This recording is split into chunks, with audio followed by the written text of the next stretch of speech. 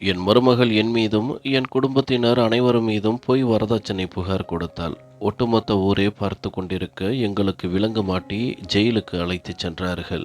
எல்லாவற்றையும் விட பெரிய அதிர்ச்சி என்னவென்றால், நீதிமன்றத்தில் எங்களுக்கு எதிராக ஒரு வீடியோ காட்டப்பட்டது. அதை பார்த்த அனைவரும் எங்களை குற்றவாளிகள் என்றே முடிவு செய்துவிட்டார்கள். ஆனால் ஒரு சிறிய சிசிடிவி பதிவு ஒட்டுமொத்த நீதிமன்றத்தையே ஸ்தம்பிக்க வைக்கப் போகும் ஒரு உண்மையை வெளிக்கொண்டு வரப்போகிறது என்பது அப்போது யாருக்கும் தெரியாது. எங்கள் மருமகள் தன் சொந்த குடும்பத்தையே அழிக்க ஏன் இப்படி ஒரு சதித்திட்டம் தீட்டினாள்? அந்த சிசிடிவியில் அப்படி என்ன இருந்தது? அது அந்த வழக்கையே தலைகீழாக மாற்றியது எப்படி? வாருங்கள் கேட்கலாம். என் வாழ்க்கையின் மிக கொடூரமான உண்மை கதை இது. என் பெயர் அருணாச்சலம். தமிழ்நாடு காவல்துறையில் சுமார் 35 வருடங்கள் சப் இன்ஸ்பெக்டராக பணியாற்றினேன். எத்தனையோ குற்றவாளிகளை எதிர்கொண்டிருக்கின்றேன். எத்தனையோ பொய் மற்றும் உண்மை வழக்குகளின் ஆணிவேர் வரை சென்றிருக்கின்றேன். மனிதர்களின் முகங்களை படிப்பதே எனக்கு பழக்கமாகிவிட்டது. யார் உண்மை யார் பொய் என்பதை முதல் பார்வையிலேயே கணித்துவிட முடியும். ஆனால் இன்று திரும்பி பார்க்கும்போது புரிகிறது, உலகத்தில் உள்ள எல்லோரையும் படிக்க கற்றுக்கொண்ட மனிதனுக்கு கூட தன் சொந்த வீட்டிற்குள் உருவாகும் புயலை அடையாளம் காண்பதுதான் மிக கடினம் என்று.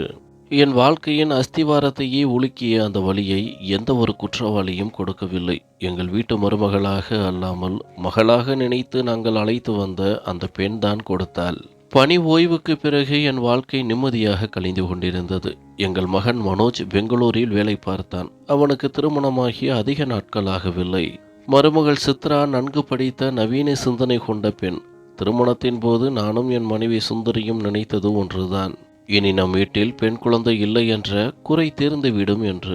நாங்கள் அவளை ஒருபோதும் மருமகள் போல நடத்தியதே இல்லை. அவள் காலை தாமதமாக எழுந்தாலும் சுந்தரி அவளை எழுப்பியதே இல்லை. நான் பலமுறை விளையாட்டாக சொல்வேன், இனி இந்த வீட்டின் மகாராணி நீதான், நாங்கள் எல்லாம் விருந்தினர்கள் என்று. அவள் லேசாக புன்னகைப்பாள். ஆனால் அந்த புன்னகை அவளது இதயத்தில் இருந்து வருவதாக எனக்கு ஒருபோதும் தோன்றியதில்லை. அன்று மாலையும் எல்லாம் வழக்கம் போலத்தான். நான் சோஃபாவில் அமர்ந்து டிவியில் செய்தி பார்த்து கொண்டிருந்தேன். சுந்தரி சமையல் அறையில் சமைத்து கொண்டிருந்தாள். இடையில் அவள் சமையல் அறையிலிருந்து குழம்பில் உப்பு சரியாக இருக்கிறதா என்று கேட்பாள். நானும் வழக்கம் போல அதை ருசி பார்க்காமலேயே, உன் கைப்பக்குவத்தில் சமைச்ச சாப்பாடு தப்பாகவே இருக்காது என்று சொல்வேன். அவள் சிரித்து கொண்டே, போதும், இந்த ஐஸ் வைக்கிற வேலையை நிறுத்துங்க என்பாள். எங்களின் இந்த சிறிய கிண்டல்களும் தான் எங்களுக்கு மகிழ்ச்சி. மகன் எங்களை விட்டு தள்ளி இருந்தாலும் அவனது வெற்றியில் எங்களுக்கு நிம்மதி. திடீரென அழைப்பு மணி ஒலித்தது. சுந்தரி சமையல் அறையிலிருந்து, இந்த நேரத்தில் யார் என்று பாருங்களேன் என்றாள். நான் டிவியை அணைத்துவிட்டு கதவை நோக்கி நடந்தேன். கதவை திறந்ததும் மனோஜ் நின்றிருந்தான். ஆனால் அது நான் அறிந்த மகன் அல்ல. தலைமுடி கலைந்திருந்தது. முகம் வாடி போயிருந்தது. கண்கள் சிவந்திருந்தன. நான் சில நொடிகள் ஸ்தம்பித்து பார்த்தேன். டே, இந்த நேரத்தில் திடீர்னு என்றேன். அவன் என்னை கட்டி அணைக்க கூட இல்லை. எதுவும் பேசாமல் வீட்டிற்குள் வந்து யாரையோ தேடுவது போல் ஒவ்வொரு மூலையையும் பார்த்தான். சுந்தரியும் வெளியே வந்து விட்டாள். மகனை பார்த்ததில் மகிழ்ச்சி. ஆனால் அடுத்த கணமே அவனது பதட்டமான முகத்தை பார்த்து பயந்து விட்டாள்.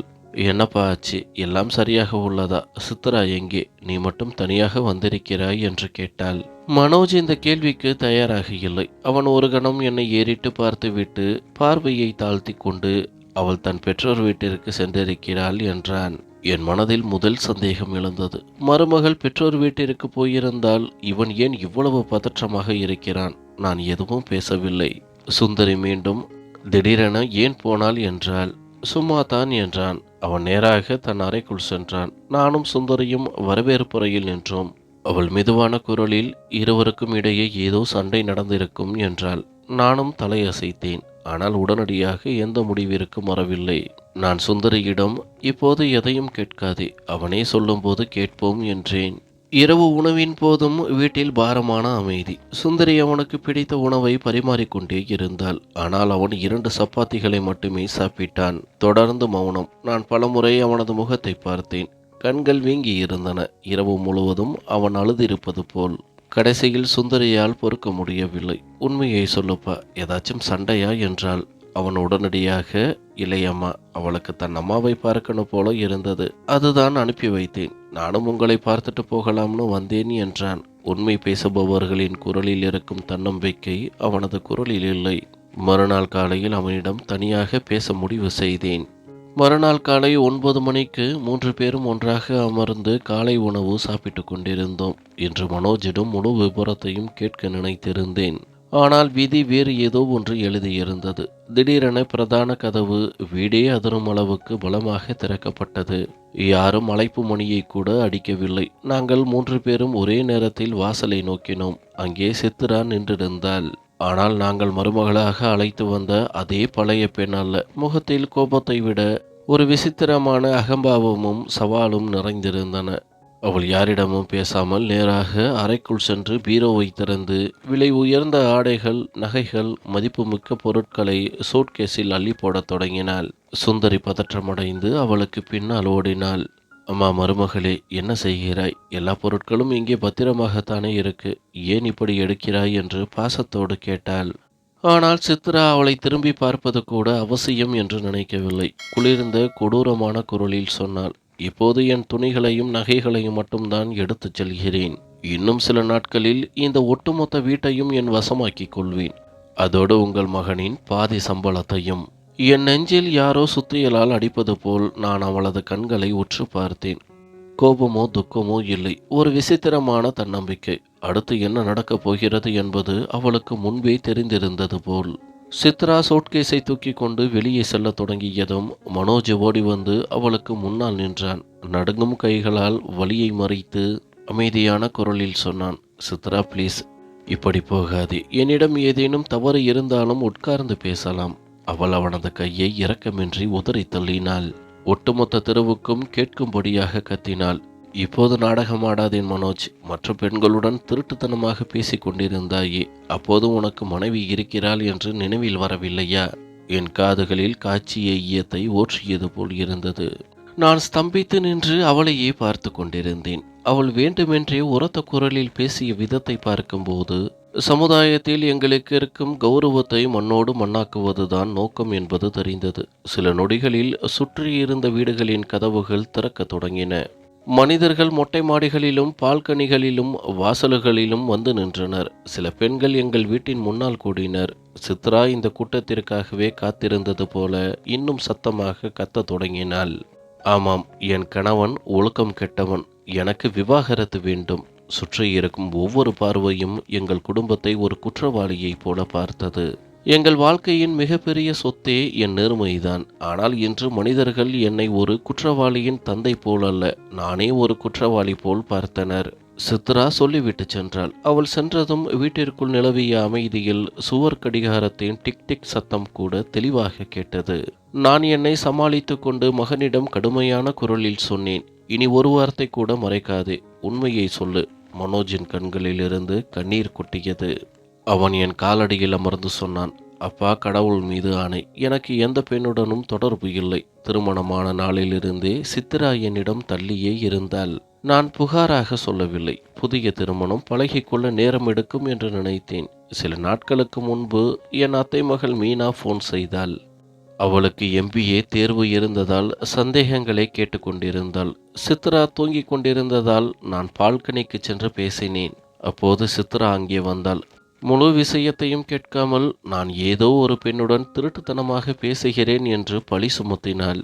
அவள் என் தங்கை போன்றவள் என்று விளக்கினேன். ஆனால் காதில் வாங்கவில்லை. அடுத்த நாளே வீட்டை விட்டு போய்விட்டாள்.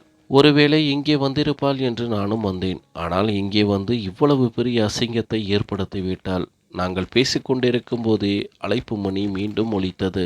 இந்த முறை சத்தம் முன்பை விட பலமாக. நான் கதவை திறந்தபோது 4 போலீசார் நின்றிருந்தனர். 2 ஆண் காவலர்கள், ஒரு பெண் காவலர் மற்றும் ஒரு சப் இன்ஸ்பெக்டர். பல வருடங்கள் இதே துறையில் வேலை பார்த்ததால் பழைய நண்பர்களின் செய்தியாக இருக்கும் என்று நினைத்தேன்.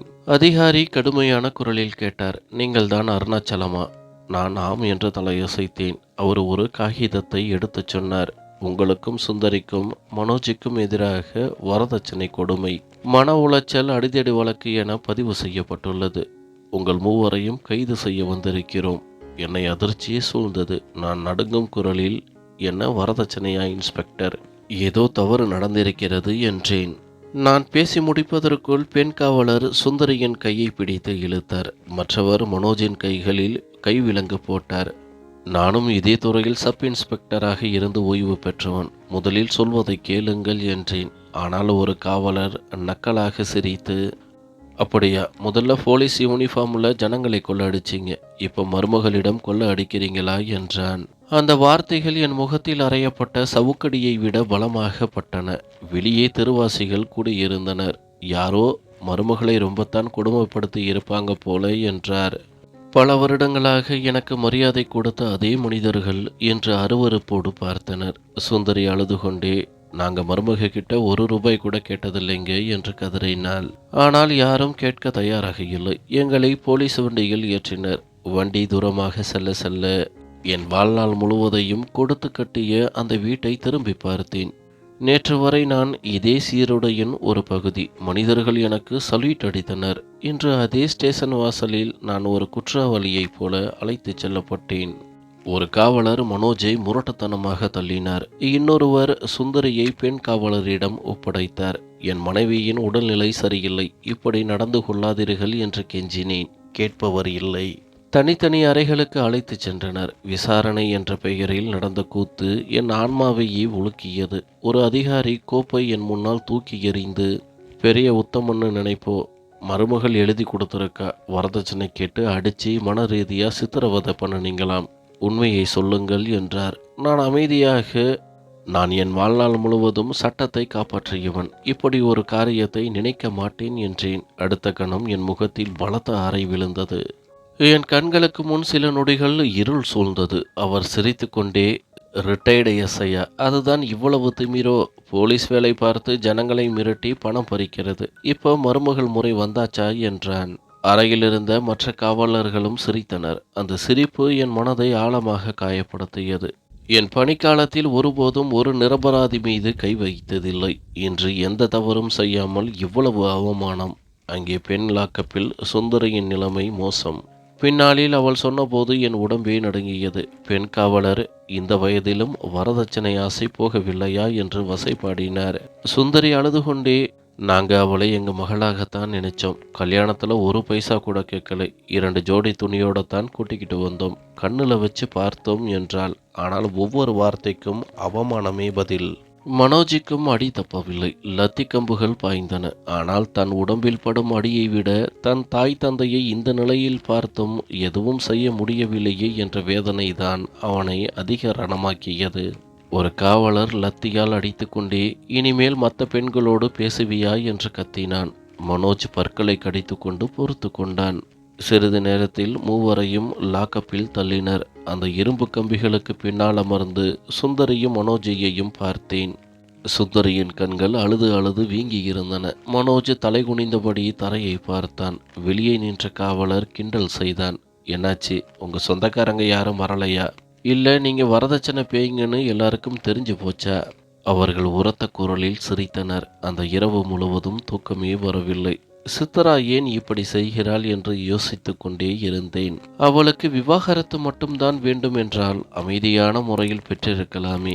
இப்படி ஒரு பொய் புகார் அவசியமா? நான் எவ்வளவு யோசிக்கிறேனோ அவ்வளவு இந்த கதையின் ஏதோ ஒரு முக்கிய பகுதி இன்னும் மறைந்திருக்கிறது என்பதை என் உள்மனம் உணர்த்தியது. விடியற்காலைக்கு முன் ஒரு காவலர் என் பெயரை உரக்க கூப்பிட்டார். அருணாச்சலம், சுந்தரி, வெளியில் வாங்க, உங்களுக்கு ஜாமீன் கிடைச்சிருக்கு. நான் திகைத்தேன். யார் ஜாமீன் எடுத்திருப்பார்கள்? வெளியில் வந்தபோது சுமார் 60 வயதான தெரிந்த முகம். என் பழைய நண்பர் வழக்கறிஞர் ஆனந்தராமன். அவர் முன்னே வந்து என்னை கட்டியணைத்து, விஷயம் தெரிஞ்ச உடனே கோர்ட்டுக்கு ஓடினேன். நீயும் அண்ணியும் இப்படி ஒரு காரியத்தை கனவிலும் செய்ய மாட்டீங்கன்னு எனக்கு தெரியும் என்றார். கண்களில் கண்ணீர் வழிந்தது. ஆனால் அடுத்த கணம், உங்கள் இருவருக்கும் 60 வயதிற்கு மேல் ஆகிவிட்டதால் இடைக்கால ஜாமீன் கிடைச்சது. மனோஜ் இன்னும் ஜெயிலில் தான் இருக்க வேண்டும். அவனுக்கு அவ்வளவு சீக்கிரம் கிடைக்காது. சுந்தரி ஓவென்று கதறினாள். மனோஜ் எங்கள் கைகளை பற்றி கொண்டு, அம்மா அப்பா, நீங்க முதல்ல கிளம்புங்க. இந்த நரகத்திலிருந்து முதல்ல வெளியில போங்க. மற்றதை நான் பார்த்துக்கிறேன். அந்த நொடி நான் சபதம் எடுத்தேன். என் கடைசி மூச்சு இருக்கும் வரை போராடி இந்த பொய்யின் பின்னால் இருக்கும் உண்மையை உலகத்தின் முன்னால் கொண்டு வருவேன் என்று. வெளியில் வந்ததும் நானும் சுந்தரியும் உடைந்து போயிருந்தோம். நான் ஆனந்தராமனின் கைகளை பற்றி கொண்டு, நான் என் வாழ்க்கை முழுவதையும் நேர்மையாக கழிச்சவன். இன்னைக்கு ஜனங்க எங்களை வரதட்சணை பேயுங்கன்னு சொல்றாங்க. நாங்க செய்த தப்புதான் என்ன? ஆனந்தராமன் பெருமூச்சு விட்டுவிட்டு, அருணாச்சலம், இப்பொழுதெல்லாம் இது போன்ற வழக்குகளில் நீதிமன்றம் முதலில் பெண் தரப்பு நியாயத்தை தான் கேட்கும். அவளிடம் ஆதாரம் இருந்தால் இந்த சட்ட போராட்டம் மிகவும் கடினமாகிவிடும் என்றார். நான், நீதான் என் கேஸை நடத்த வேண்டும். உன்னை தவிர வேறு யார் மீதும் நம்பிக்கை இல்லை என்றேன். இது போன்ற வழக்குகளில் கையில் எடுப்பது எளிதல்ல. தோற்றுவிட்டால் வரதட்சணைக்காரர்களுக்கு ஆதரவாக இருக்கிறேன் என்று பேசும். ஆனால் நீ என் நண்பன். உண்மையை வெளியே கொண்டு வர முயற்சிப்பேன் என்றான். ஒரு சிறிய நம்பிக்கை எனக்குள் பிறந்தது. 2 நாட்களுக்கு பிறகு முதல் விசாரணை. நானும் சுந்தரியும் மனோஜும் குற்றவாளி கூண்டில். நீதிமன்றம் மனிதர்களால் நிரம்பி வழிந்தது. ஒவ்வொரு நபரும் எங்களை ஏற்கனவே குற்றவாளிகளாக முடிவு செய்து விட்டது போல். சித்ரா சாட்சியம் அளிக்க அழைக்கப்பட்டாள். முகத்தில் போலி அப்பாவித்தனமும் கண்களில் போலி கண்ணீரும்.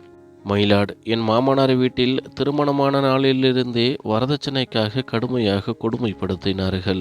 ஏசி, ஃப்ரிட்ஜ், விலை உயர்ந்த பொருட்களை கேட்டு மிரட்டினார்கள். என் மாமியார் என்னை அசிங்கமாக ஏசினார். என் கணவன் என்னை அடித்தான். மாமனார் அதற்கு உடந்தையாக இருந்தார். அவளது ஒவ்வொரு வார்த்தையும் அப்பட்டமான பொய். என் ரத்தம் கொதித்தது. எல்லாவற்றையும் விட பெரிய அதிர்ச்சி அப்போதுதான். அவளுடைய வழக்கறிஞர் எங்களிடம் வீடியோ ஆதாரம் உள்ளது என்றார். நீதிமன்ற திரையில் அந்த வீடியோ ஓட்டப்பட்டது. அதில் சுந்தரி கோபமாக, இவ்வளவு ஏசி அறையில் தூங்க வேண்டும் என்ற ஆசை இருந்தால் உன்னுடைய அப்பனிடம் போய் கேள். அவன் வரதட்சணையாக எண்ணத்தை கொடுத்து கிழித்து விட்டான் என்று பேசினாள். அந்த ஒரு வரியை கேட்டதும் நீதிமன்றத்தின் சூழ்நிலை மாறியது. பார்வைகள் எங்கள் மீது கொடூரமான குற்றவாளியைப் போல் பதிந்தன. அந்த வீடியோ அரைகுறையானது என்பதை நான் உடனடியாக புரிந்து கொண்டேன். முழு சம்பவமும் காட்டப்படவில்லை. எங்களை குற்றவாளியாக காட்ட ஒரு பகுதி மட்டுமே ஓட்டப்பட்டிருந்தது. சித்ரா மிக நீண்ட நாட்களாக இந்த நாளுக்காகத்தான் திட்டமிட்டு வந்திருக்கிறாள். இப்போது அந்த அறகுறை உண்மையின் முழு முகத்தையும் உலகிற்கு முன்னால் கொண்டு வர வேண்டும். அன்றைய விசாரணை முடிந்ததும் மீண்டும் போலீஸ் காவலுக்கு. வழிநெடுக அந்த வீடியோவையே யோசித்தேன். அது வேண்டுமென்றே எடிட் செய்யப்பட்டு தாக்கல் செய்யப்பட்டுள்ளது. சுந்தரி கோபத்தில் அந்த வார்த்தைகள் சொன்னது தவறுதான். ஆனால் அதற்கு பின்னால் இருந்த முழு சூழ்நிலையும் மறைக்கப்பட்டிருந்தது. நன்றாக நினைவிருக்கிறது. மனோஜ் பெங்களூருக்கு திரும்பிய போது சித்ராவையும் அவனுடன் அழைத்துச் செல்லச் சொன்னோம். அவள்தான் இன்னும் சில நாட்கள் இங்கேயே இருக்கிறேன் என்றாள். பிறகு ஒரு நாள் தன் அறையில் உடனடியாக ஏசி மாட்ட வேண்டும் என்றாள். நானும் சுந்தரியும் பாசமாக, கல்யாணத்தில் நிறைய செலவாகிவிட்டது, அடுத்த மாதம் பென்ஷன் வந்ததும் மாற்றி தருகிறோம் என்று விளக்கினோம். சுந்தரி தன் அறையையே அவளுக்கு கொடுப்பதாக கூட கூறினாள். ஆனால் அவள் கேட்கவில்லை. நீண்ட நேர விளக்கியும் பிடிவாதம் பிடித்ததால் சுந்தரியின் பொறுமை இழந்து வாயிலிருந்து ஒரு வரி வந்துவிட்டது. அதைத்தான் சித்ரா ரகசியமாக பதிவு செய்திருந்தாள். அப்போது அந்த பேச்சு அங்கேயே முடிந்துவிட்டது என்று நினைத்தோம். ஆனால் அவள் அன்றே ஆதாரங்களை சேகரிக்க தொடங்கிவிட்டாள். இது முன்பே தீட்டப்பட்ட சதி. அன்று இரவு லாக்கப்பில் மனோஜை அருகில் அழைத்து பெங்களூரில் நடந்த அனைத்தையும் கேட்டேன். பெங்களூரில் இருந்தபோது சித்ராவிடம் ஏதேனும் நடவடிக்கைகள் விசித்திரமாக தெரிந்ததா? முதலில் தலையாட்டினான். ஆனால் யோசித்த பிறகு, அப்பா, எப்போதுதான் நினைவுக்கு வருகிறது. நான் தினமும் காலையில் அலுவலகம் சென்று விடுவேன். மதியம் ஃபோன் செய்யும் போது வீட்டில் தனியாக இருக்க பிடிக்கவில்லை என்றும் வெளியில் சுற்றி வந்ததாகவும் கூறுவாள். ஒரு நாள் இரவு வீட்டின் கதவு பூட்டப்பட்டிருந்தது. அரை மணி நேரம் கழித்து வந்தவள் ஐஸ்கிரீம் சாப்பிட போனதாக கூறினாள். பக்கத்து வீட்டு அத்தை மதியத்திலிருந்தே வெளியில் இருந்ததாக சொன்னார்கள். அப்போது அதை பெரிதாக எடுத்துக்கொள்ளவில்லை. அவனது வார்த்தைகளை கேட்டதும் என் மூளையில் மின்னல் வெட்டியது. உன்னுடைய அபார்ட்மெண்டில் சிசிடிவி கேமராக்கள் இருந்ததா? ஆமாம், மெயின் கேட் மற்றும் பார்க்கிங் பகுதி முழுவதும் கேமராக்கள். அங்கே என் நண்பன் வேலை செய்கிறான். ஃபோன் நம்பர் உள்ளது. அந்த நொடியில் கடவுள் நமக்காக ஒரு வழியை திறந்து வைக்கிறார் என்று தோன்றியது. உடனடியாக ஆனந்தராமனை அழைக்க முடிவு செய்தேன். அடுத்த நாள் காலை ஆனந்தராமனை சந்தித்து, ஆனந்தராமன், எங்களை காப்பாற்றக்கூடிய ஒரு விஷயம், பெங்களூர் அபார்ட்மெண்ட் சிசிடிவி காட்சிகள். மனோஜின் நண்பனை தொடர்புகள், உண்மை அங்கேதான் கிடைக்கும். ஆனந்தராமன் ஒரு கணமும் தாமதிக்காமல் பெங்களூருவுக்கு ஃபோன் செய்தான். அன்று இரவு பல முயற்சிகளுக்கு பிறகு கேமரா காட்சிகள் கிடைத்தன. மறுநாள் நீதிமன்றத்தில் விசாரணை தொடங்கியது. சித்ராவின் மீண்டும் அதே கதை. வரதட்சணை கொடுமை, அடிதடி, கள்ள தொடர்பு, விவாகரத்து, ஜீவனாம்சம். ஆனால் இந்த முறை ஆனந்தராமன் அமைதியாக நின்றிருந்தார். அவனுடைய முறை வந்ததும் மயிலாட் இதுவரை ஒரு தரப்பு நியாயத்தை மட்டுமே கேட்டுள்ளது. இப்போது உண்மையான முகத்திரையை கிழிக்கும் ஆதாரத்தை சமர்ப்பிக்கிறேன். நீதிமன்ற திரையில் பெங்களூர் சிசிடிவி காட்சிகள் ஓட்டப்பட்டன. மனோஜ் அலுவலகத்திற்கு சென்ற சில நிமிடங்களில் சித்ரா வெளியேறுவது தெரிந்தது. மெயின் கேட்டில் ஒரு வாலிபன் அவளுக்காக காத்திருந்தான். இருவரும் ஒன்றாக சேர்ந்து பல மணி நேரம் கழித்து திரும்புவார்கள். சில நேரங்களில் அவன் மனோஜின் வீட்டிற்குள் வந்துவிட்டு பல மணி நேரம் கழித்து விட்டு செல்வான். இது ஒரு நாள் அல்ல, பல தேதிகளில் எடுக்கப்பட்ட தொடர் பதிவுகள். ஒட்டுமொத்த நீதிமன்றமும் ஸ்தம்பித்தது. சித்ராவின் முகத்தில் இரத்தம் வற்றி வெளுத்து போயிருந்தது. கைகள் நடுங்கின, கண்களில் பயம். ஆனந்தராமன் இந்த வீடியோவில் தெரியும் வாலிபனை கண்டுபிடித்து இங்கு வரவழைத்திருக்கிறேன். அவனது வாக்குமூலத்திற்கு பிறகு இந்த பொய் சதியின் ஒவ்வொரு பக்கமும் அவிழும். சித்ராவின் தாய் பதற்றமடைந்து எழுந்து நின்றார். சித்ராவின் பார்வை வாசலிலேயே நிலைத்து நின்றது. அடுத்த கணம் உள்ளே வரப்போகும் நபர் இந்த சதி திட்டத்தின் மிகப்பெரிய ரகசியத்தை கொண்டு வரப்போகிறான். இதற்கு உதவியவர்கள் என் மீது மதிப்பு கொண்ட சில காவல்துறை அதிகாரிகள்தான். கதவு திறந்தது. 2 போலீசாருக்கு நடுவே ஒரு வாலிபன் உள்ளே நுழைந்தான். சித்ராவின் முகம் முற்றிலும் வெளுத்தது.